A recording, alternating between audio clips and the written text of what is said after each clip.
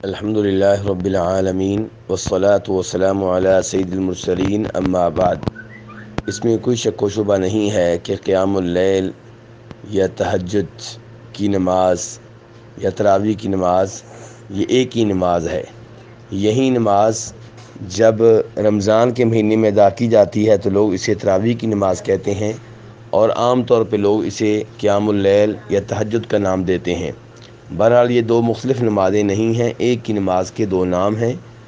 اور اس کی وضاحت پہلے ایک کلپ میں کر چکا ہوں۔ اب سوال یہ پیدا ہوتا ہے کہ رمضان کے مہینے کے آخری 10 راتوں میں مسجد نبوی میں تراویح کی نماز الگ ہوتی ہے، تہجد کی نماز الگ ہوتی ہے۔ تو گزارش یہ ہے کہ یہ تو پاکستان اور انڈیا کی کئی مسجدوں میں بھی ایسا ہوتا ہے، اور مقصد یہ ہوتا ہے کہ جس نے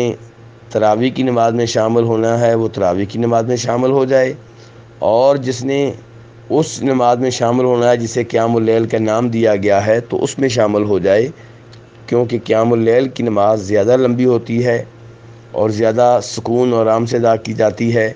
کیونکہ یہ عظیم ترین راتیں ہوتی ہیں، عبادت کی راتیں ہوتی ہیں۔